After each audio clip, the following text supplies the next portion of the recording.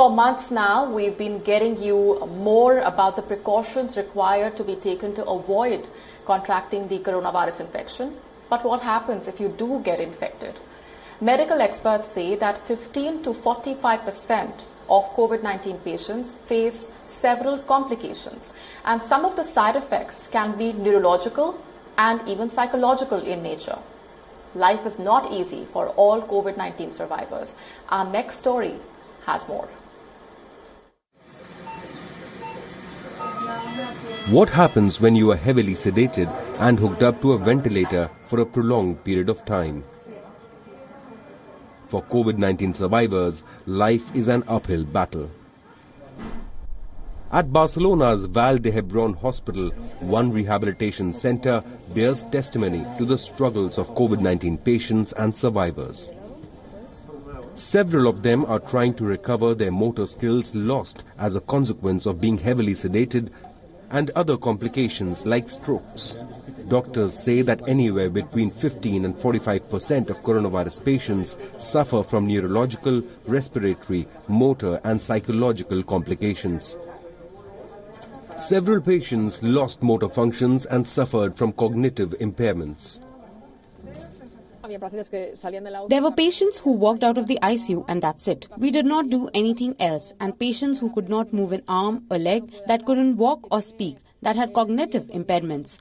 Many patients have showed signs of diffuse cerebral edema at the central level that does not allow them to think, that makes them slow, they do not remember things, they have memory loss. For 62-year-old Daniel Katie, even after recovery, COVID-19 proved to be much more than just a viral infection.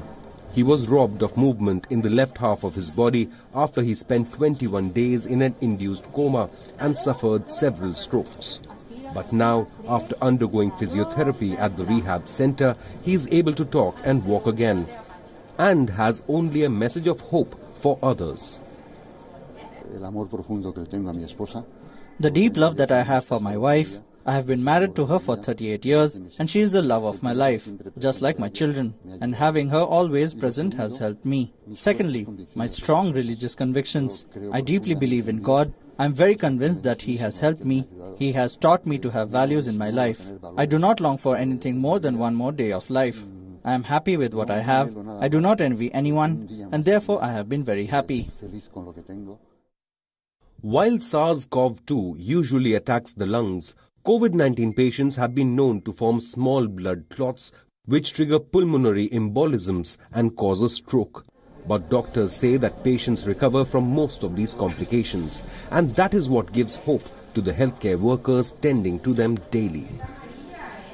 The most positive thing is we see that they recover, that all these complications evolve favorably. People are happy and we have been able to treat them. In the end, we have been able to act correctly, and we believe that we have been able to treat all the patients who have needed it in the best possible way we know. We have given everything we can offer to the patients. The novel coronavirus has changed the world order and forced all of us out of our comfort zones.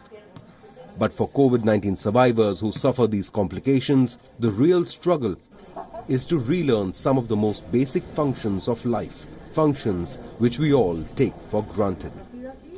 Bureau Report, WION, World is One.